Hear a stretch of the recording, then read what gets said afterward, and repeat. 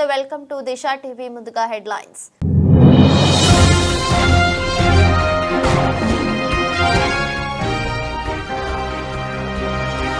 ప్రపంచ యుద్ధం మొదలైంది ఉక్రెయిన్కు అండగా ఉన్న దేశాలపైన దాడికి వెనకాడు హెచ్చరించిన పుతిన్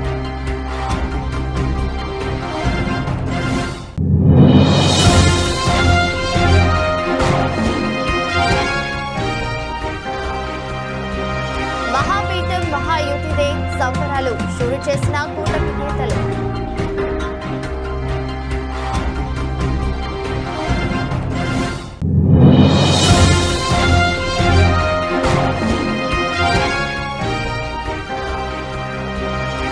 హైదరాబాద్ లో డేంజర్ బెల్స్ ప్రమాదకర స్థాయికి గాలి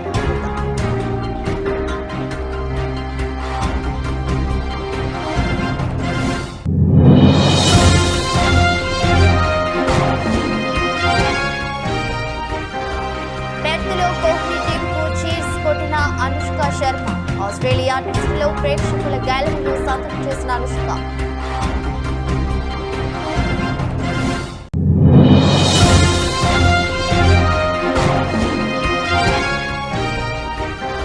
విరూపాక్ష దర్శకులతో నాగ చైతన్య కొత్త సినిమా పోస్టర్ రిలీజ్ చేసిన చిత్ర యూనిట్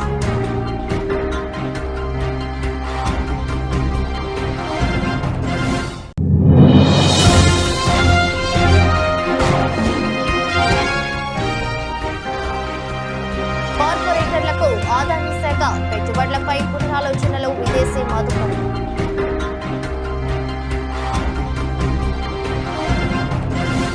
ఉక్రెయిన్తో యుద్ధం ప్రపంచ యుద్ధ స్వభావాన్ని సంతరించుకుందని రష్యా అధ్యక్షుడు వ్లాదిమిర్ పుతిన్ అన్నారు. పాశ్చాత్య దేశాల వల్లే ఈ యుద్ధం తీవ్రతరం అవుతున్నదని ఆరోపించారు. ఈ ఘర్షణ మరింత ఉధృతమైతే ప్రతీకార చర్యలు చేపట్టే హక్కు రష్యాకు ఉందన్నారు. ఉక్రెయిన్కు ఆయుధాలు ఇచ్చే ఘర్షణను ఎగతోస్తున్న దేశాల్లోని సైనిక స్థావరాలపై దాడులకు వెనకాడేది లేదని స్పష్టం చేశారు. ప్రపంచంలో ప్రస్తుత ఉద్రిక్తతలకు కారణం అమెరికాయేనని పుతిన్ పునరుద్ఘాటించారు.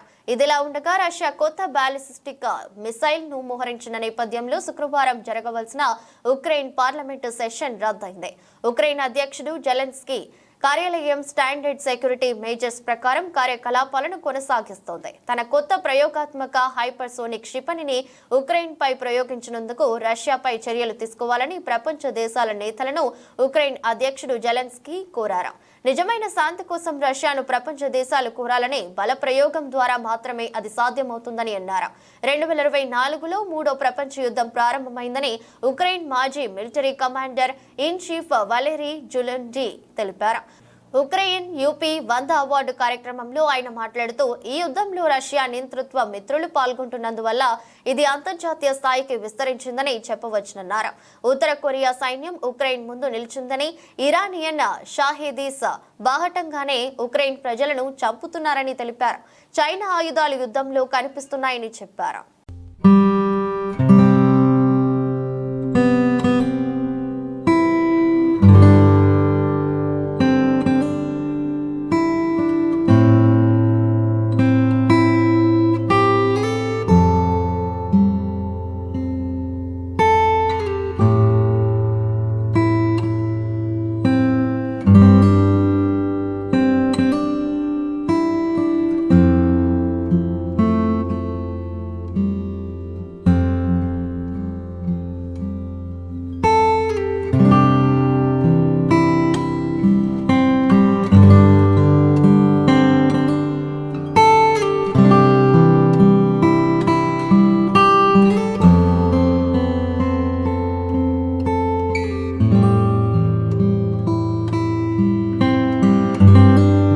మహారాష్ట్రలో మహాయతి కూటమి విజయ డంకా మోగించబోతోంది. ఇప్పటి వరకు వెలువడిన ఫలితాల సరళిని బట్టి మహాయతి కూటమి మ్యాజిక్ ఫిగర్ ను దాటి 216 స్థానాల్లో ముందంజలో ఉంది.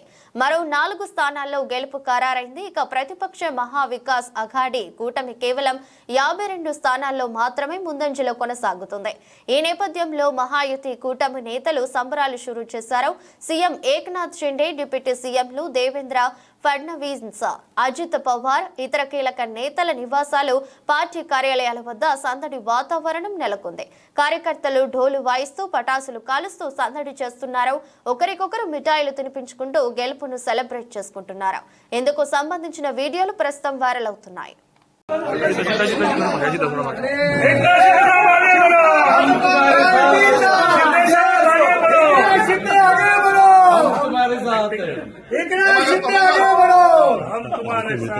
महाराष्ट्र का नेता कैसा हो, शिवसेना भाजपा महायुतीचा शिवसेना जिंदाबाद. हिंदुर्ग सम्राट शिवसेना प्रमुख माननीय बाळासाहेब ठाकरे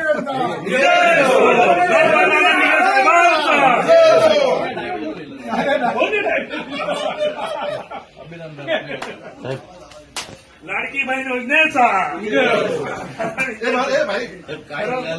దేశ రాజధాని ఢిల్లీలో వాయు కాలుష్యం పెరిగిపోవడంతో తెలుగు రాష్ట్రాల ప్రభుత్వాలు అప్రమత్తమయ్యాయి. కాలుష్య కోరల్లో చిక్కుకోకుండా కసరత్తు ప్రారంభించాయి. వాతావరణంలో అనూహ్య మార్పులతో ఆంధ్రప్రదేశ్, తెలంగాణ ప్రభుత్వాలు కీలక నిర్ణయాలు తీసుకుంటున్నాయి. ఆయువు పోస్తున్న వాయువు స్వచ్ఛత కోసం ప్రభుత్వాలు కసరత్తు చేస్తున్నాయి. ఢిల్లీలో రోజు రోజుకి వాయు నాణ్యత క్షీణిస్తుండటంతో ప్రజలు తీవ్ర ఇబ్బందులు పడుతున్నారు. అలాంటి పరిస్థితులు ఇక్కడ రాకముందే మేల్కోవాలని ఎక్స్పర్ట్స్ సూచిస్తున్నారు. హైదరాబాద్ లోనూ వాయు కాలుష్యం పెరుగుతోంది. గాలి నాణ్యత ప్రమాదకర స్థాయిలో ఉన్నట్లుగా తెలుస్తోంది. గత వారంతో పోలిస్తే వాహనాల సంఖ్య పెరగడం, జనావాసాల్లోకి పారిశ్రామిక కేంద్రాలు రావడంతో పొల్యూషన్ ఒక్కసారిగా పెరిగింది. హైదరాబాద్ నగరంలో పలు ప్రాంతాల్లో గాలి నాణ్యత ఇండెక్స్ ప్రమాదకర స్థాయికి చేరింది. అత్యధికంగా సనత్ నగర్ లో 225 AQIగా నమోదైంది. బొల్లారంలో 121, పటాన్చెరులో 168, జూ పార్క్ ఏరియాలో 166గా నమోదైంది. ఇక ఉదయం 7 గంటల సమయంలో సనత్ నగర్ లో 185, సికింద్రాబాద్ US కాన్సులేట్ లో 183, బహదూర్పుర 163, పాస మైలారం 166, పటాన్చెరులో 165గా AQI నమోదైంది. దేశ రాజధాని ఢిల్లీలో వాయు కాలుష్యం ఉక్కిరిబిక్కిరి చేస్తుంది. ఈ నేపథ్యంలో దేశంలోని ప్రధాన నగరాల్లో కూడా చాలా ప్రమాదకర స్థాయిలో వాయువు నాణ్యత ఉన్నట్లుగా చెబుతున్నారు. హైదరాబాద్ లో రానున్న రోజుల్లో వాయు కాలుష్యం మరింత పెరిగే ప్రమాదం ఉన్నట్లుగా నిపుణులు హెచ్చరిస్తున్నారు. నగరంలోని 10 ప్రాంతాలకు సంబంధించి చూసుకుంటే సనత్ నగర్ లో ఎయిర్ క్వాలిటీ ఇండెక్స్ ప్రతిరోజు 225గా నమోదవుతోంది. ఇప్పటికే దేశ రాజధానిలో వాయు నాణ్యత రోజు రోజుకి క్షీణిస్తున్న పరిస్థితుల్లో అక్కడి ప్రజలు తీవ్ర ఇబ్బందులు పడుతున్నారు. ప్రాణాలు అరచేతిలో పెట్టుకుని గడిపే పరిస్థితులు ఏర్పడ్డాయి.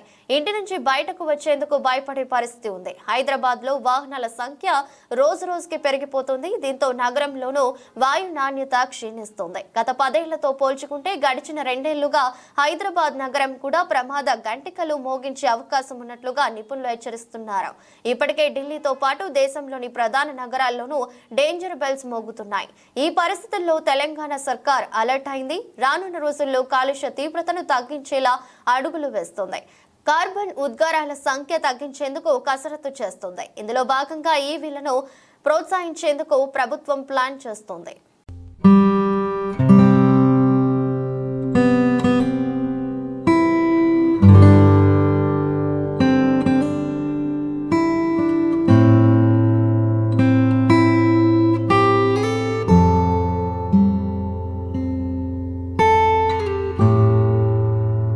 పర్యావరణాన్ని పరిరక్షించుకుంటూనే పారిశ్రామిక అభివృద్ధి సాధించాలి. ఈ క్రమంలో మత్స్యకారుల జీవనోపాధులకు ఇబ్బందులకు లేకుండా చూస్తామని రాష్ట్ర ఉప ముఖ్యమంత్రి పవన్ కళ్యాణ్ స్పష్టం చేశారు.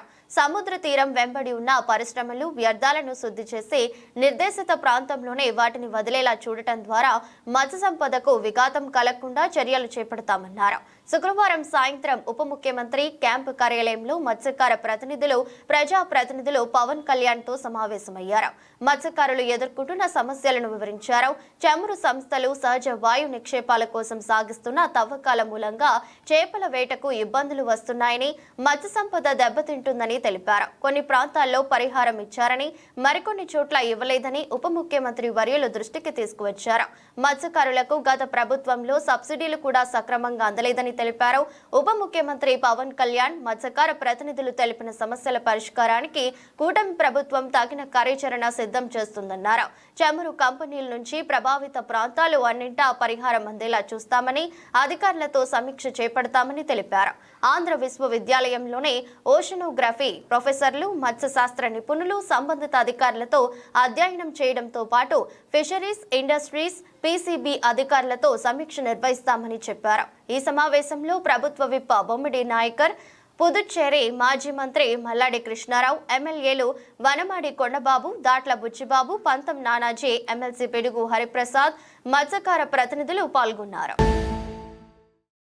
రైల్వే కోడూరు పట్టణంలోని శుక్రవారం సాయంత్రం రైల్వే కోడూరు మాజీ MLC Batyala Chengal Naidu, Annamayya urban development authority chairman ముక్క రూపానందరెడ్డి, రైల్వే కోడూరు తెలుగుదేశం పార్టీ మాజీ ఇన్ఛార్జ్ కస్తూరి విశ్వనాథ నాయుడు, నూతనంగా నియమితులైన ఖాదీ మరియు గ్రామీణ పరిశ్రమల శాఖ చైర్మన్ గా కస్తూరి కోటేశ్వరరావు చౌదరి, కేకే చౌదరి పదవి ఉందని రైల్వే కోడూరుకి మొట్టమొదటిసారిగా విచ్చేయుచున్న శుభ సందర్భంగా టీడీపీ శ్రేణులు శాలువా కప్పి పూలమాలలతో ఘనంగా సత్కరించి ప్రత్యేక శుభాకాంక్షలు తెలిపారు. మరియు రైల్వే కోడూరు పట్టణంలో బాణసంచా పేల్చుతూ భారీ ర్యాలీ చేశారు. ఈ కార్యక్రమంలో రైల్వే కోడూరు మరియు రాజంపేట నియోజకవర్గంలోని టీడీపీ నాయకులు, కార్యకర్తలు పెద్ద ఎత్తున పాల్గొని భారీ ర్యాలీ చేశారు.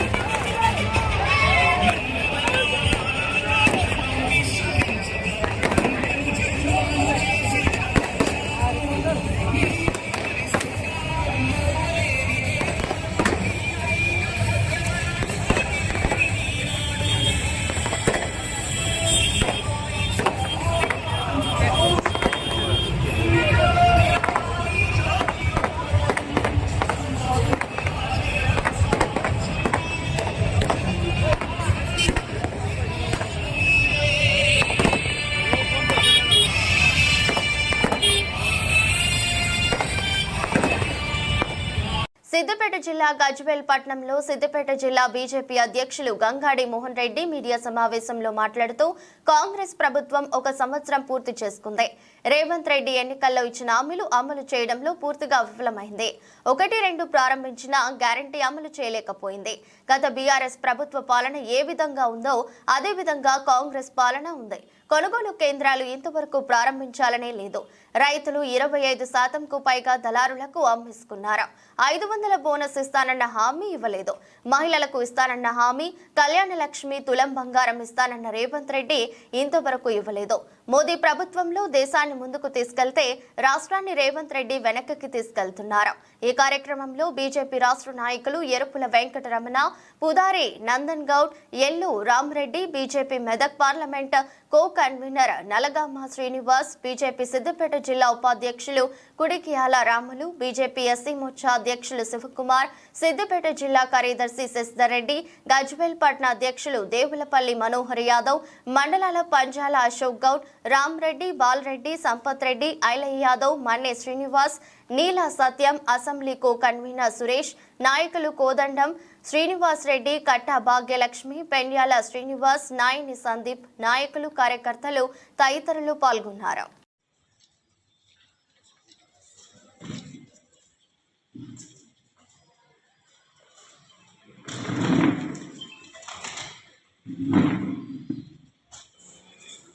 కాంగ్రెస్ ప్రభుత్వం ఏడాది పాలన పూర్తి చేసుకున్న సందర్భంగా ఇలా కాంగ్రెస్ ప్రభుత్వము రేవంత్ రెడ్డి ఎన్నికల్లో ఇచ్చిన హామీలు, ఆ హామీల అమల్లో పూర్తిగా ఇలా కాంగ్రెస్ పార్టీ విఫలం చెందింది. 6 గ్యారంటీల పేరుతోని 420 హామీలతోని ఇలా ప్రజలను మభ్యపెట్టి కాంగ్రెస్ పార్టీ అధికారంలోకి వచ్చింది. కానీ ఇలా గ్యారంటీల విషయంలో, హామీల విషయంలో ఏ ఒక్క హామీ కూడా ఇప్పటివరకు కూడా పూర్తి చేయలేదు. 1-2 హామీలను ప్రారంభించింది. ఆరంభ శూరత్వం తప్పితే అందులో 100% ఇలా రుణమాఫీ విషయంలో కావచ్చు, లేకుంటే నిరుద్యోగులకు ఉద్యోగాలు ఇచ్చే విషయంలో కావచ్చు, ఇంకా మిగతా విషయాలలో ఎక్కడ కూడా ఉచిత బస్సు తప్ప ఈయన ఏ హామీ కూడా ఇప్పటి వరకు అమలు చేసిన పరిస్థితి మనకు కనబడతలేదు. ఇలా గత బీఆర్ఎస్ ప్రభుత్వం 10 ఏళ్ల పాలన చూసినాం. గత బీఆర్ఎస్ ప్రభుత్వం 10 ఏళ్ల పాలన ఏ విధంగా ఉండేదో ఇలా రేవంత్ రెడ్డి పాలన కూడా ఇలా కాంగ్రెస్ ప్రభుత్వ పాలన విధంగా అదే విధంగా కొనసాగుతూ ఉన్నది. ఇలా ప్రజలకు ఇచ్చిన హామీలను ఒకవైపు ప్రజలు అడుగుతూ ఉంటే ప్రజల అటెన్షన్ డైవర్ట్ చేస్తూ ఇలా ప్రజలకు అవసరం లేని విషయాలను ఇలా ప్రజల ముందుకు తీసుకొచ్చి ఈరోజు ప్రజల అటెన్షన్ డైవర్ట్ చేసే ప్రయత్నం చేస్తూ ఉన్నాం. గతంలో కేసీఆర్ ఏ విధంగా చేసిండో ఇలా రేవంత్ రెడ్డి కూడా అదే విధంగా చేస్తూ ఉన్నాం. ఇలా రైతులు ఒక దిక్కు బాబు హయాంలో కరెంటు సంస్థల నష్టాలు 22,089 కోట్లు, కరెంటు కంపెనీల అప్పులు 86,000 కోట్లు. ఇదేనా చంద్రబాబు సంపద సృష్టి అంటే? వైఎస్ జగన్ హయాంలో 5 ఏళ్లలో నష్టాలు 395 కోట్లు, అప్పులు 36,000 కోట్లు మాత్రమే. రాష్ట్ర ప్రభుత్వం కేంద్రం నుంచి విద్యుత్ కొనుగోలు చేసింది, ఆదాని సంస్థ నుంచి కాదు అని పేర్నాని పేర్కొన్నారు. ఈ విద్యుత్ మొత్తం కరెంటు మొత్తాన్ని సర్వనాశనం చేసింది ఎవరు? చంద్రబాబు నాయుడు కదా. 2014 చంద్రబాబు నాయుడు ఎక్కిన దగ్గర నుంచి చంద్రబాబు నాయుడు దిగే వరకు కరెంటు సంస్థల యొక్క నష్టాలు 22,089 కోట్ల రూపాయలు నష్టాలా కాదయ్య 5 ఏళ్లలో. చంద్రబాబు నాయుడు ఎక్కిన 5 ఏళ్ళు 14 నుంచి 19 కరెంటు కంపెనీల నష్టాలు 22,000 కోట్ల రూపాయలు అయితే, రాష్ట్రం వీడేపటికి 6,000 కోట్లుంటే చంద్రబాబు నాయుడు దిగేపటికి 28,000 చిల్లర కోట్లయింది నష్టాలు. అలాగే కరెంటు కంపెనీల యొక్క అప్పులు 86,000 కోట్ల రూపాయలు, చంద్రబాబు దిగేపటికి 86,000 కోట్ల రూపాయలు అప్పులు. ఇది సంపద సృష్టి. ఇంత పాపం ఇక్కడ మూటగట్టెళ్ళి కరెంటు మీద ఇవన్నీ తప్పుడు మాటలని చెప్తారు. ఆయన తప్పుడు లెక్కలు చెప్తారు, అసత్యాలు చెప్తాడు, సిగ్గుపడకుండా కన్నార్పకుండా అబద్ధాలు చెప్తాడు, విషం చిమ్ముతాడు జగన్ మీద. జగన్మోహన్ రెడ్డి గారి ప్రభుత్వంలో ఏమైంది? 395 కదా, 5 ఏళ్లలో 395 కోట్ల నష్టాలు. జగన్మోహన్ రెడ్డి గారు 5 ఏళ్లలో 395 కోట్ల నష్టాలు, నీ 5 ఏళ్లలో 22,089 కోట్ల రూపాయల నష్టాలు కంపెనీలకి. నీ 5 ఏళ్లలో 56,000 కోట్ల అప్పులైతే కరెంటు కంపెనీలు, జగన్మోహన్ రెడ్డి గారు ప్రభుత్వంలో 36,000 కోట్లు. ఎవరు పనోడు? ఎవరు సంపద సృష్టించేవాడు? రాజన్న సిరిసిల్ల జిల్లా బోయిన్పల్లి మండలం కోరైం గ్రామంలో పత్రికా సమావేశం సందర్భంగా హమాలీ కార్మికుల ఆధ్వర్యంలో సిఐటియు పక్షాన హమాలీ కార్మికులకు వెల్ఫేర్ బోర్డు ఏర్పాటు చేయాలని, ప్రమాద బీమా సౌకర్యం కల్పించాలని, అలాగే ఆరోగ్య భద్రతా గుర్తింపు కార్డు ఇవ్వాలని, ముఖ్యంగా 50 సంవత్సరాలు పైబడిన హమాలీ కార్మికులకు 5,000 రూపాయలు పెన్షన్ రూపకంగా అందించాలని, మరియు హమాలీ కార్మికుల బిడ్డల సంక్షేమంకై తోడ్పాటు అందించాలి. హమాలీ కార్మికులకు ఇల్లు లేని పేదలను గుర్తించి ఇందిరమ్మ పథకం కింద అర్హులుగా ప్రకటించి ఇల్లు నిర్మించి అందివ్వాలని తదితర డిమాండ్లతో జిల్లా సిఐటియు కమిటీ పక్షాన ఈ ప్రభుత్వాన్ని డిమాండ్ చేస్తున్నారు. ఈ కార్యక్రమంలో జిల్లా సిఐటియు కమిటీ సభ్యుడు గురజాల శ్రీధర్, కోరెం హమాలీ సంఘం అధ్యక్షులు మ్యాకల ఇస్తరి, సంభు విలీందర్, సంభు నరసయ్య, గీసా దేవయ్య, అలువల రాజయ్య, వట్టే మల్లయ్య తదితరులు పాల్గొన్నారు.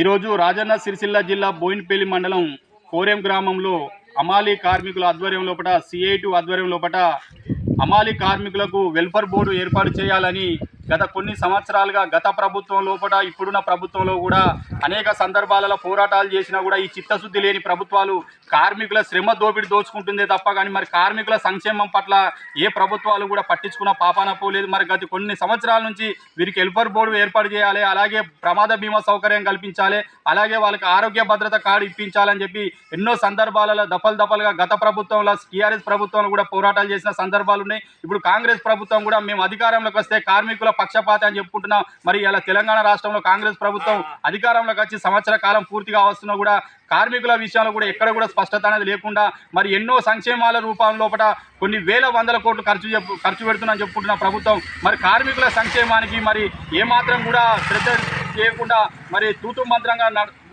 నిర్ణయాలు తీసుకుంటుంది తప్ప మరి కార్మికుల సంక్షేమం పట్ల ఎక్కడ కూడా ప్రభుత్వం పట్టించుకున్న యాదాద్రి జిల్లా అడ్డగూడూరు మండలంలో ఇండస్ట్రియల్ పార్క్ ఏర్పాటుకు కృషి చేస్తున్నానని తుంగతుర్తి ఎమ్మెల్యే మందుల సామ్యుల్ తెలిపారు. అడ్డగూడూరు మండలం కొండంపేట గ్రామంలో సర్వే నంబర్లు 164, 165లో గవర్నమెంట్ ల్యాండ్ 180 ఎకరాలు అందుబాటులో ఉందని, ఆ స్థలంలో ఇండస్ట్రియల్ పార్క్ కోసం ప్రపోజల్ పెట్టామని, ఆ భూమిని పరిశీలించి రిపోర్ట్ ఇవ్వాలని కలెక్టర్ను కోరినట్టు చెప్పారు. మెత్కూరు మండలం పాటిమట్ల గ్రామంలో శుక్రవారం ఆయన విలేకరులతో మాట్లాడారు. ఈ ప్రాంత బిడ్డగా ఇక్కడ డెవలప్మెంట్ కు బాటలు వేస్తున్నానని, ఇండస్ట్రియల్ పార్క్ ఏర్పాటైతే ఇక్కడి బిడ్డలకు ఎంప్లాయ్మెంట్ దొరుకుతుందన్నారు. తుంగతుర్తి నియోజకవర్గంలో ఇండస్ట్రియల్ పార్క్ ప్రపోజల్ పెట్టడంతో బెంగళూరుతో పాటు ఇతర పట్టణాలకు చెందిన 20 కంపెనీల ప్రతినిధులు ఇప్పటికే తనను సంప్రదించారని చెప్పారు. ఈ విలేకరుల సమావేశం ముఖ్య ఉద్దేశం ఏంటంటే, పాటిమెట్ల గ్రామంలో 98 మాదిగ కుటుంబాలు 2011లో జరిగిన జనాభా లెక్కల ప్రకారం, దేశవ్యాప్తంగా ఆనాడు జరిగిన లెక్కల ప్రకారం ఇంతవరకు ఆ లెక్కల వాళ్ళు తీసివేయబడ్డారు. అంతకుముందు వీళ్ళకు ఆ గ్రామంలో 2 ఎస్సీలకు 2 రిజర్వ్డ్ వార్డులు ఉండే, ఆ రిజర్వ్డ్ వార్డు కూడా పోయినాయి. కనుక వాళ్ళు జనాభా లెక్క లేనట్టు వాళ్ళ రికార్డు చూపెడతా ఉంది. అందుకోసమని ఇప్పుడు కలెక్టర్తో మాట్లాడిన నేను యాదాద్రి భువనగిరి జిల్లా కలెక్టర్తో మాట్లాడి వీళ్ళ జనాభా లెక్కలలో వచ్చేటట్టు మీరు ప్రయత్నం చేయాలి. మరి వాళ్ళు బతుకుండి కూడా మనుషుల్లాగా లేరు.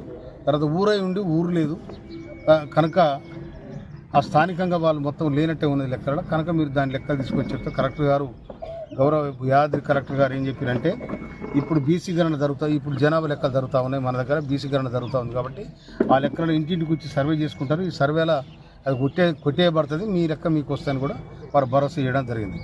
అదేవిధంగా ఇక్కడ డీరాపాక చివరిలో డీరాపాక తర్వాత మానకుంట మధ్యలో ఆస్ట్రేలియాతో పెర్త్లో తొలి టెస్ట్ జరుగుతున్న విషయం తెలిసిందే. అయితే ఇవాళ రెండో రోజు అనుష్క శర్మ ప్రేక్షకుల గ్యాలరీలో కనిపించింది. ఆస్ట్రేలియా ఆల్అవుట్ అయిన సమయంలో ఆమె చీర్స్ కొట్టింది. భర్త విరాట్ కోహ్లీతో పాటు టీమిండియాను ఆమె తన చప్పట్లతో ప్రశంసించింది. వైట్ కలర్ టీషర్ట్ వేసుకున్న అనుష్క స్టాండ్స్ లో సందడిగా కనిపించింది. స్టేడియంలోనే ఆ నటికి చెందిన ఫోటోలు, వీడియోలు సోషల్ మీడియాలో వైరల్ అవుతున్నాయి. వారం క్రితం పెర్త్ వీధుల్లో అనుష్క, కోహ్లీ జంట దర్శనమిచ్చింది.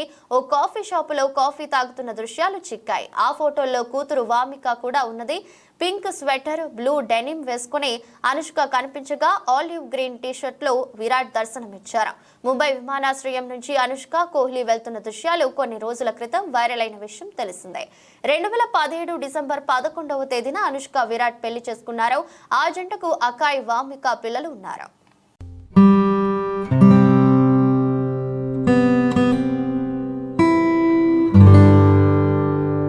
కింగ్ అక్కినేని నాగార్జున తనయుడిగా ఇండస్ట్రీలో అడుగుపెట్టిన తనకంటూ ఓ ప్రత్యేక గుర్తింపు తెచ్చుకున్నాడు అక్కినేని నాగ చైతన్య.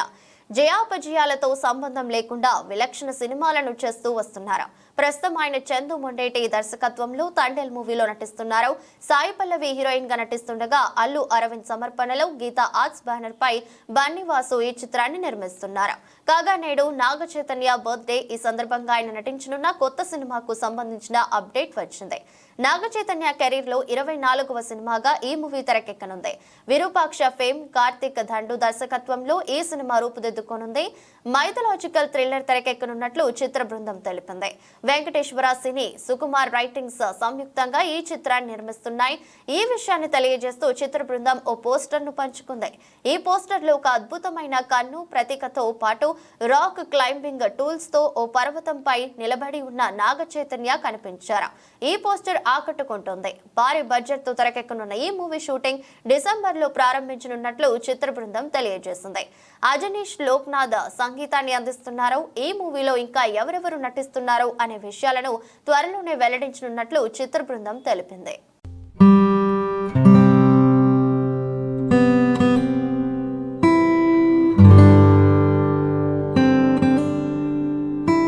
అదానీ గ్రూప్ అధినేత గౌతమ్ అదానీపై అమెరికా నేరారోపణలు యావత్తు భారతీయ వ్యాపార, పారిశ్రామిక రంగాల పరపతిని దెబ్బతీసే అవకాశాలు కనిపిస్తున్నాయి. సోలార్ పవర్ కాంట్రాక్టులను దక్కించుకోవడానికి లంచాలు, తప్పుడు ప్రకటనలతో నిధుల సమీకరణలు, అంతర్జాతీయ మదుపరులను మోసగించారన్న ఆరోపణలు అదానీ, ఆయన సంస్థలు, ఉన్నత ఉద్యోగులపై వచ్చాయి. ఆదాని గ్రూప్ ప్రతిష్టాత్మకంగా భావించి ఆదాని గ్రీన్ ఎనర్జీ లిమిటెడ్ దాని ప్రాజెక్టుల్లోనే ఈ అవకతవకలు చోటు చేసుకోగా గత 2.5 దశాబ్దాలుగా ప్రధానమంత్రి నరేంద్ర మోదీ రాజకీయ అనుచరుడిగా కూడా ఆదాని ఉండటంతో ఇప్పుడు రాజకీయాల్లోనూ ఈ కేసు హాట్ టాపిక్ గా మారిపోయింది. ఆదాని వ్యవహారం విదేశీ సంస్థాగత మదుపర్లలో గుబులు రేపుతున్నదే. దేశీయ వ్యాపార పారిశ్రామికవేత్తల అవినీతి బాగోతాలు, ఇక్కడి నిబంధనల ఉల్లంఘనలు, రెగ్యులేటరీ వ్యవస్థల్లోని లోపాలపై విదేశీ మదుపరులు తీవ్ర ఆందోళనకు గురవుతున్నారు. మోసం చేసి బ్యాంకుల నుంచి పెద్ద ఎత్తున రుణాలు తీసుకుని ఎగవేసిన ఘటనలు కార్పొరేట్ భారతంలో కోకొల్లలో. ఈ క్రమంలో ఆదాని గ్రూప్ పై గత ఏడాది హిండెన్బర్గ్ రీసెర్చ్ ఆరోపణలు, ఇప్పుడు అమెరికా నేరారోపణలు విదేశీ ఇన్వెస్టర్లను పునరాలోచనలో పడేస్తున్నాయి. ఇప్పటికే దేశీయ మార్కెట్ల నుంచి భారీగా పెట్టుబడులను ఉపసంహరించుకుంటున్న విషయం తెలిసిందే. ఈ పరిస్థితుల్లో ఆదానిపై అమెరికా ఏకంగా అరెస్టు వారెంట్ ని జారీ చేయడం ఆదాని సంస్థకేగాక మొత్తం భారతీయ పరిశ్రమకే మచ్చన్న అభిప్రాయాలు వ్యక్తమవుతున్నాయి. ఇది ఇలాగే కొనసాగితే అంతర్జాతీయ మార్కెట్లో భారత్ పై విశ్వాసం సన్నగిల్లడం ఖాయమన్న ఆందోళనలు గట్టిగానే వినిపిస్తున్నాయి.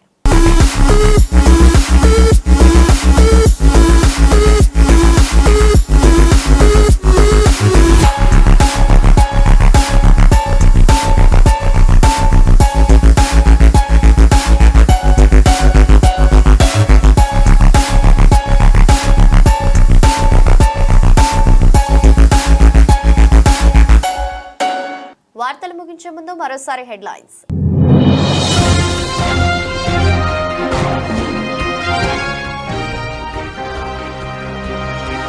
ప్రపంచ యుద్ధం మొదలైంది. ఉక్రెయిన్ కు అండగా ఉన్న దేశాలపైన దాడికి వెనకాడు హెచ్చరించిన పుతిన్.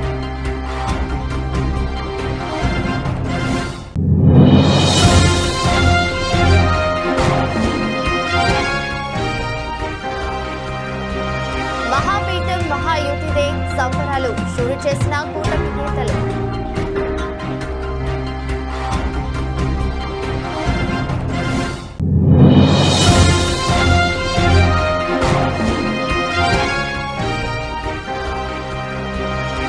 హైదరాబాద్ లో డేంజర్ బెల్స్ ప్రమాదకర స్థాయికి గాలి నాటుతా.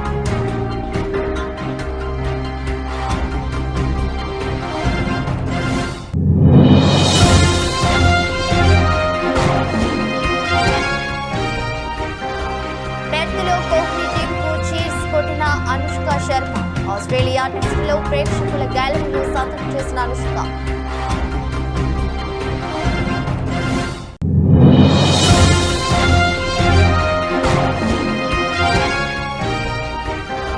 విరూపాక్ష దర్శకుడితో నాగ చైతన్య కొత్త సినిమా పోస్టర్ రిలీజ్ చేసిన చిత్ర యూనిట్.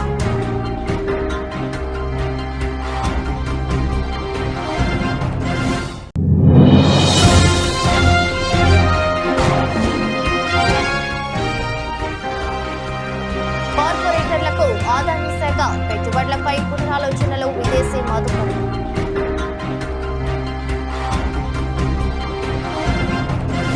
ఇది బులెటిన్. మరో బులెటిన్లో మళ్ళీ కలుద్దాం. అంతవరకు సెలవు. నమస్కారం.